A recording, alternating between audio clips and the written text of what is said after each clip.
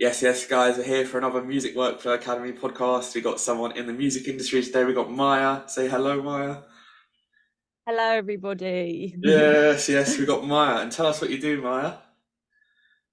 So I currently work in event promotions at Hospital Records or Hospitality D&B. That's it, that's it. And what? Tell us a little bit more about Hospital Records. What are they about? What are they like?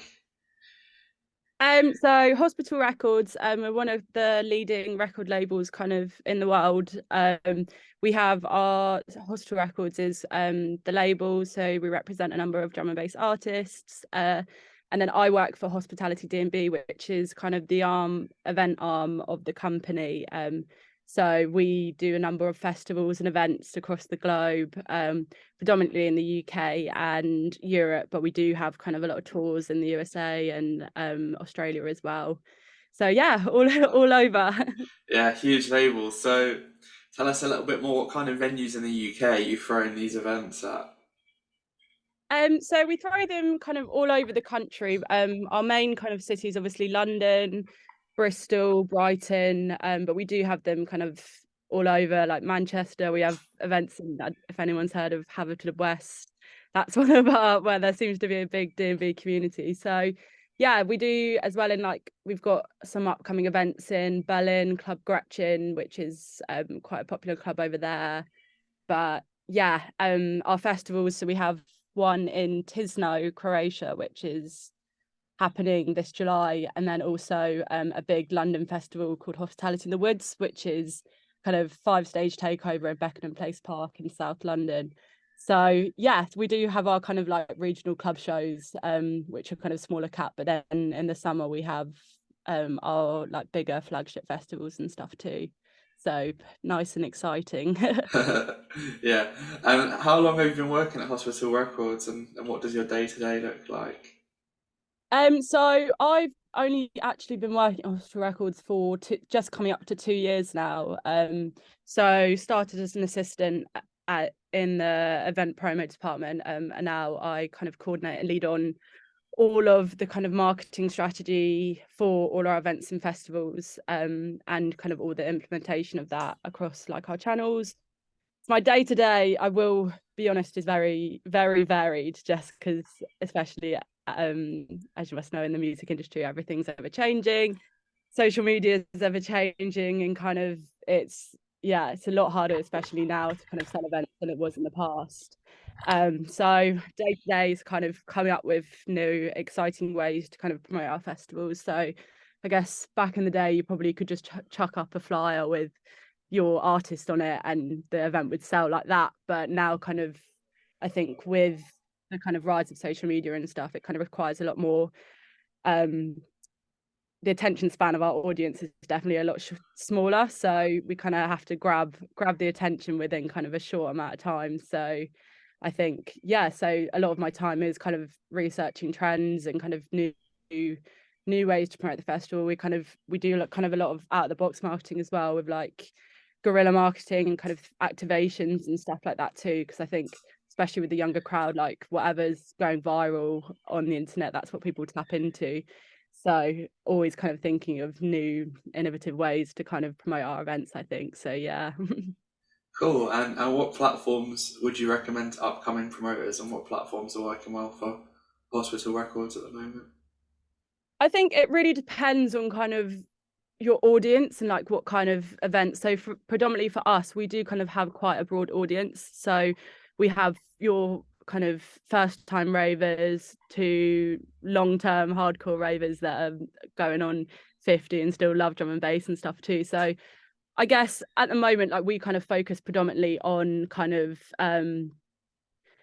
TikTok and Instagram. So we do as well use Facebook, but I think each platform, what I've kind of come to know within like how we promote is it all kind of has different kind of aims and targets. So like with TikTok, it's great to be on there, but it's not a salesy platform. So you can't kind of plaster all over it like buy tickets to my event, buy tickets to my event, buy tickets to my event. Like it's more kind of about building awareness. So we kind of use it of like with some type of content that just shows people what the festival is. So like with like hooks such as like, this is your sign to come to this festival, or kind of, if you like drum and bass and you like music festivals, then this is for you. Because I guess TikTok's algorithm isn't quite like, obviously you do have like your drum and bass talk or whatever, but it's kind of, you want to reach out to as many audiences as you can, and like a lot of people might not know what the festival is, but they know they like drum and bass, and they know they like music festivals, so they're going to kind of research more into it. Whereas like, I'd say Instagram's a tricky one because it's changing all the time. Like, I think it's obviously predominantly more like a video platform at the moment, and what we find mostly is people like to see a lot of kind of drop clips of artists performing at festivals and events, and kind of like a nice hectic crowd that kind of shows what the vibe is going to be like, as well as kind of more of this kind of lo-fi content, which we found works more at the moment, which is kind of just phone content and kind of not super polished videos, and after movies. Like, that used to work kind of a few years ago, but now people kind of like all this content that kind of connects a bit better with people, because it's almost more relatable. Because if you could see, like, I use a lot of kind of stuff that's on the internet, or like that fans have sent me of their kind of perspective, because I think you're more likely to want to go to an event if you kind of see it from a fan's perspective. So like in the middle of the dance, or kind of that kind of content works a lot better on Instagram.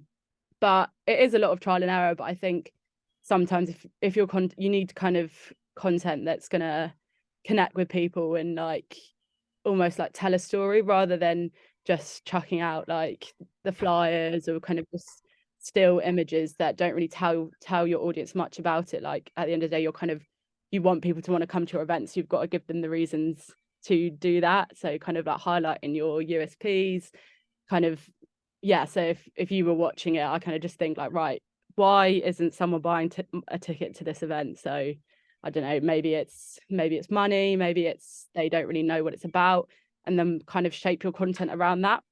So, for example, I don't know, if someone doesn't know, hasn't got enough money to go to a festival, doesn't know if their money is going to be well spent going to that festival, then we would kind of just like break it down. So for this amount of money, you're getting XYZ, or like, this is why your money's well spent, basically. Or like, if they don't know if there's enough variety, or if they're not going to like the music, you'd kind of change it to kind of like highlight all the artists that are performing, or you'd do like artist spotlights, kind of show like what their recent tunes are, or kind of something, so they kind of know a bit more about what they're getting. Amazing. And do you have any background in the music industry, or is this your first job in the industry? Do you have any DJ experience or music production or anything? Did you go get a marketing degree, or did you just pick it up as you go along? So no, I actually didn't go to uni. I started off back when I was younger. I kind of knew that I loved drum and bass. I knew that I wanted to get into the music industry. Wasn't quite sure how, because I knew I didn't want to go to uni. It just never really appealed to me. Not that it's not a good thing to do, but for me, kind of, I preferred to get that hands-on experience. So I started up doing kind of local club nights in my area. So I'm from Windsor, and we got in touch with, I did it with a couple of other friends, got in touch with one of our local clubs, just said, right, we hired the venue, got some drum and bass talent. I can't remember who my first booking, I think it was like Nikki Black Market or Logan D or someone that we had. And then we just kind of, because we knew that we wanted to get into the industry, and we just didn't know really where to start. And we were like, right, how are we going to kind of make our own experience in this? So started putting on a few club nights, probably lost a lot of money, but it was fun, and learned definitely a lot about kind of event management and stuff, because that's kind of originally what I wanted to go into. So did that for a bit, and then I was traveling, and then I got back just before COVID, and obviously I tried to apply for jobs and stuff, but just nothing was there. As everyone knows, like, that was kind of like a rough time. But I was still keen to kind of grow my experience, so I started up a record label with one of my friends. It's obviously just like a startup one. We kind of just got like a lot of up and coming producers in the scene to kind of, we did a few releases on that. I'm still kind of doing it currently, just on the side. Like my friend is a lot more invested into it just because of my time with my job now. But yeah, that was kind of a way to do it. And then I also did a bit of freelance marketing. So just kind of reached out to local brands in my area and kind of offered them support on their social media. So I kind of was just trying to grab every single opportunity I can to just chuck on my CV, because I guess a lot of the jobs that I was applying for, they were kind of just saying like, you don't have any experience, so we're not like, we can't give you the role. But then it's just kind of that backwards and forwards, like you need experience for the role, but like I can't get any jobs because I haven't got any experience. So yeah, so I was just like, right, okay, like I need to just do as much as I can to put on my CV and bulk it out so I can show like I do have all the skills, I do kind of have the like perseverance and the motivation to do it. And yeah, and then that's kind of what I did. I did a event kind of management course at the event academy as well, just so kind of a bit of like I think it was a diploma or something that I put on just to learn a bit more about that. And then I was working at a COVID site and then saw this job on Indeed for Hostel Records, which is so weird because like I've grown up with drum and bass. I've gone to all hospitality events when I was younger, and I saw it and I was like, wait, this just sounds a bit too good to be true. Like this is my favorite like events company and they're hiring for a job that like is perfect for me. It's not my dream job. So I applied, didn't really think much of it because like we obviously being like quite a big company, we have a lot of applications. And then I got a call saying I've got an interview, and I was just like gobsmacked, like just so like over the moon, put so much effort into my interview. And then yeah, I got it. And yeah, it was just a dream come true, because I was like, just all this back and forth over the past few years, like not being able to get a job, COVID and sector 2, it's kind of just like, right, my time has come. Like this is my time to shine. So yeah. Brilliant, brilliant. And what's the future looking like for Hospital Records? What's the size of the team, and do you have any big plans? Are you going into the metaverse or anything like? I mean, not quite yet. We're on our way there. But yeah, I mean, hospital, like we are like ever growing and stuff. Like I know before I started, it was quite a small team, but we obviously, I think we have about 30 people in a team.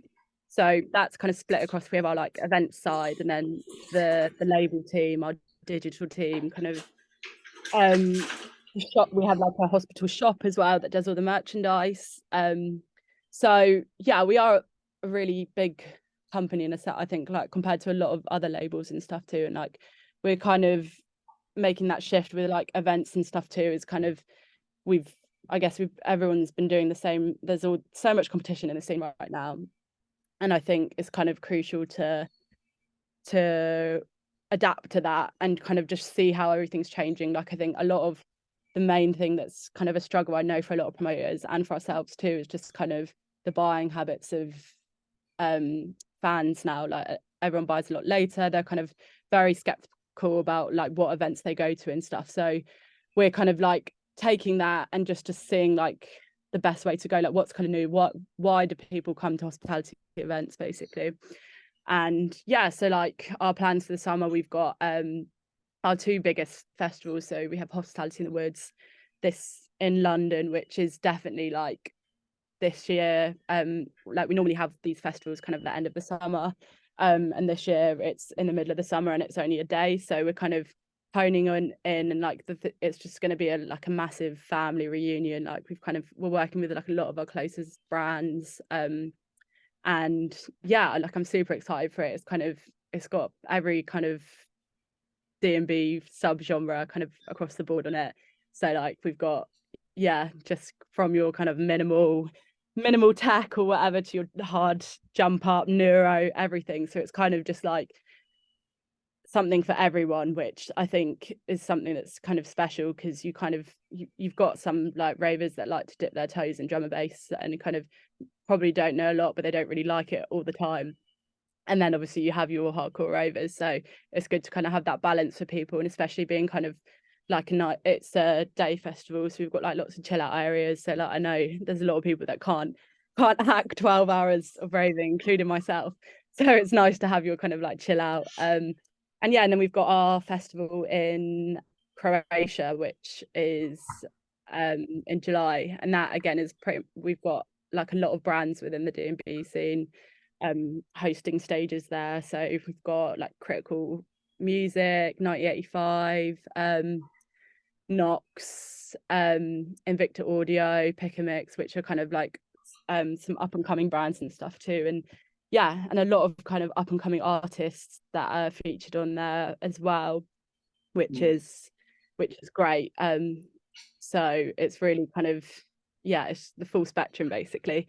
So super excited for that. And yeah, and I think it is really exciting to just be able to work with artists and brands that especially I've kind of grown up and being inspired by and stuff too, and now actually being able to work with them on a day-to-day basis is just amazing. So yeah, it's definitely exciting. Nice. And what is like your advice to upcoming brands if they wanted to partner with Hospital Records? What do you guys look out for, and how could they make and improve their brand, would you say? I mean, I think it is obviously down to kind of I think sorry, I'm just trying one thing is definitely kind of identifying what makes you different. And I guess there's a lot of up and coming brands out there that are kind of striving for different things. So I think it's definitely kind of, yeah, honing in on kind of what makes you different to all of the other brands. So whether that's kind of you're pushing like up and coming a lot of up and coming music, like you have a specific kind of genre, maybe like maybe you want to make a change in the D&B scene, like maybe pushing more diversity or inclusivity as well. And it is down to a lot of kind of like how you promote your brand and stuff too. So like I think, for example, we basically have we do mentorship schemes. So we have every year we have 3 different mentorship schemes. So we have a artist development one, a business mentorship scheme, and then a women in drum and bass one too. So this has been running for about 3 years now, and we basically so this year we're working with Ivy, who is an up and coming DJ from Bristol. We're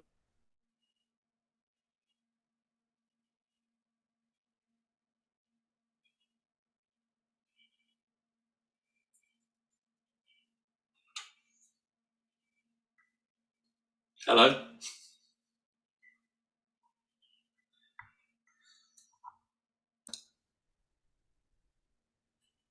perfect. Yeah, so we basically have mentorship schemes that we run every year, which are kind of to help kind of up and coming DJs and businesses kind of give them the resources that they need to kind of help grow. So obviously a lot of the time it's quite difficult for kind of when you're starting out that you kind of don't have maybe the contacts, you don't have the money to kind of to do things and to invest into your brand or business. So yeah, so we basically have a artist mentorship scheme, a business development one, and a woman in drum and bass one. So kind of what we do is every year we have our year-long kind of mentorship scheme with them, where we kind of offer all our expertise across the company, kind of depending on where you want it or where you need it. So for example, within like promo for artists, it's kind of they have like dedicated A&R sessions, and also kind of with our digital team, so kind of how to get your music playlisted, and then some kind of businesses as well that we offer them kind of like our merch side as well. And yeah, this is just kind of our way of, as being kind of like a big company, to be able to give back to the scene and be able to help these up and coming brands and artists kind of grow into what they need to be. So we kind of last year we worked with Anais, who is an up and coming DJ and producer from Bristol, and kind of over the year we helped her in all these departments, and she's now had a few releases on Hospital Records. She's kind of a regular performer at all our shows and festivals, and yeah, she's smashing it, and she's definitely kind of one to watch this year. We also worked with Invicta Audio, who are an events company in Bristol. Well, Bristol is obviously where it's popping. So yeah, they are smashing it at the moment as well. They were growing so exponentially that we were there to kind of help them with their kind of with their growth and kind of give them what they needed in terms of help. So even just terms of kind of like contracts and artist bookings and event management and stuff like that.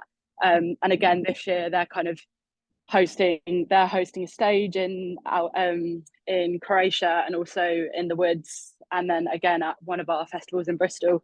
So it's really like a great opportunity. And I was kind of helping last year on the Women in Drum and Bass kind of initiative, and we still kind of actively work towards that. So we do kind of some Women in Drum and Bass events over the year. So these are more like bringing kind of giving women in the industry kind of a platform and a place to kind of meet and kind of share their knowledge and kind of share their any problems that they have and kind of just meet other like-minded individuals. And yeah, we normally kind of have panels there and kind of industry heads that come down that they're able to talk to kind of everyone there and give them advice and stuff. So it's really great to be a part of, and I think that's something that we really try to push, is kind of this kind of equality and diversity within the scene, which is obviously quite a topic that is definitely improving. And there's so many lineups out there now with lots of women on them, and yeah, that's something that we kind of strive for. So it's really great to be a part of. Wow, amazing. Is there anything else Hospital Records offers? How can you apply for one of these mentorships? So we currently have kicked off 2023, but we kind of normally put out applications in around like November, December time. So we do advertise this all over our socials and stuff too. So definitely, if you're interested in that, to take a look. We also have a Women in Drum and Bass Facebook community of over around 3,000 women, where we kind of actively will post kind of opportunities within the scene that we come across. We kind of do threads and stuff where you can post your mixes, any sets that you have upcoming. So it's kind of a great place for kind of women to just kind of show what they do, kind of meet other women in the industry and stuff too. And there's kind of a lot of opportunities. Like we've got quite a lot of up and coming like promoters that are kind of looking for talent as well. So there's definitely lots of opportunities there. So that's just called Hospital Records Women in Drum and Bass on Facebook. We do also, obviously, like I said, we have kind of a number of meetup networking events over the year. So we did one in November at Strong Rooms in Shoreditch, where we kind of had some DJ workshops. So we kind of had everyone could come down, like we had some open decks so you can jump on and show off your talent. And then yeah, just again, it's just for networking. And I guess a lot of the time you kind of want to meet your favorite artists, and because we do work with a lot of different brands and artists, we normally invite them down and stuff too. So definitely keep an eye on our channels for those upcoming, which is great. So yeah, we're always trying to have that opportunities and stuff available for young people. So yeah, it's definitely something to keep an eye on our channels for. Brilliant.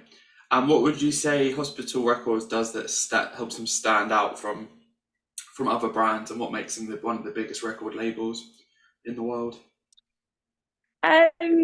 Oh, put me on the spot there. I mean, we've been around for a long time, like over 25 years now.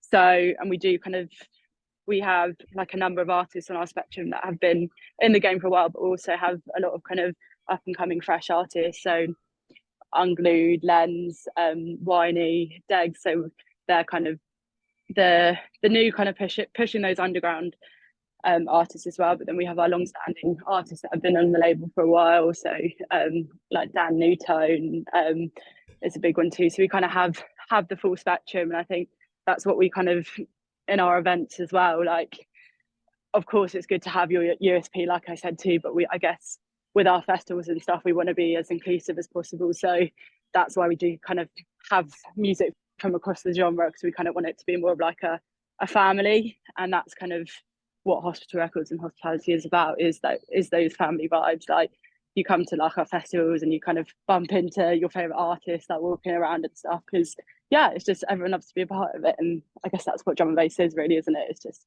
one big happy family. So yeah, I'd say that. Nice. And where do you see Hospital Records and record labels and the music industry in 5-10 years time?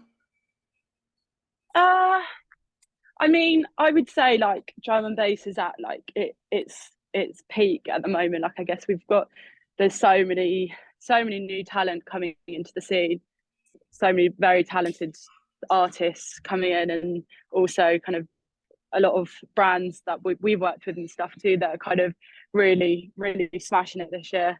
And I think, yeah, I think you can see, I think with COVID, obviously a lot of events and brands took a big fall, and it kind of was a lot difficult to sell events and to even sell music and stuff too. But I think now, um, definitely seeing kind of a change in that is almost like a bit of normality. Like there's a lot more events popping up, and as much as that's harder for my job, in terms of the competition and stuff, it's definitely good to see that there's so many kind of people putting their passion into action and kind of creating all these events in kind of different genres and, within drum and bass and stuff too. So that's really great to see. Love that. And do you see vinyl continuing to grow? What part does vinyl play at Hospital Records?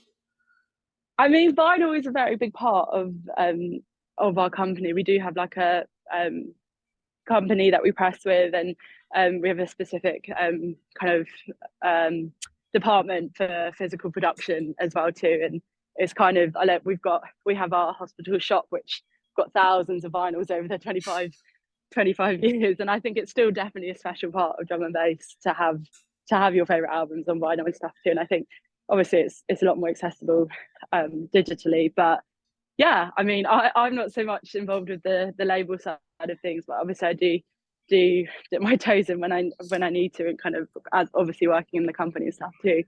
But yeah, like we do have quite a big team here, and we kind of get, yeah, the whole kind of part of the department. So yeah. Cool. And in terms of drum and bass, do you see any new subgenres forming potentially, or any kind of new trends that you think might start to pop up? What's your advice for upcoming DJs and producers as well? I think definitely to have like, I'm not a producer or DJ myself, but I think what I've seen with a lot of artists is just definitely having your own kind of unique sound, like not to follow the crowd, like you kind of know what you like, and to push that through. Like, not, you don't need to kind of look at what, obviously a lot of the time you probably look for what's working and stuff, but like, I guess that's what makes you unique, is having your own sound and kind of know it's pushing and stuff too. Like I think that definitely trends. I don't really know. I've obviously seen like all over TikTok and stuff recently about like David Guetta and Tiesto playing drum and bass at festivals. So it's obviously drum and bass is expanding into the EDM world, and to which is great, because it's great to see our music, this kind of drum and bass, being appreciated in kind of all aspects. And I think that's what it is really. Brilliant. I Yeah. know you're conscious of time. Is there anything else that you want to add, like before we wrap it up? No, I mean, like, I think what we covered kind of how, I mean, in terms of kind of getting into the industry and stuff, I don't know, like I said, it is kind of just putting yourself out there and kind of just grabbing as many opportunities as you can. Like I know the word network is thrown about, but it is so important. Like it literally, you never know who you're going to meet. So pushing yourself. There's lots of kind of um, industry kind of events that go on where you have a lot of people in the music industry speaking on panels, which will give advice about different departments. So obviously, the music industry is massive. There's so many different jobs that you can go for. So many, yeah. So a lot of pushing yourself out there. If you want to get into events and stuff, I think volunteering at your favorite festivals, that's always a way in. And yeah, it's just kind of, if the experience isn't there, then just try and think about ways you can get that onto your CV, or ways you can kind of push yourself into meeting new people, and kind of, yeah, like I said, never know who you're going to meet. So like any encounter is never a bad one. So yeah. That's good. All right then. Well, thanks for coming on. We'll probably have you on again soon. And Thank you. It's really great to chat to you. yeah, it's great to chat to you too, Guy. We finally got it locked in. So Yes, yeah, I'll chat to you definitely. soon. Thanks for everyone listening. Perfect. And if you ever want to learn DJing, you know who to come to. I can teach you. And yeah, all right, guys. So that's everything. We're going to wrap up this episode. Thank you, Maya, for coming on, and we'll speak to you the next one. Peace. Perfect.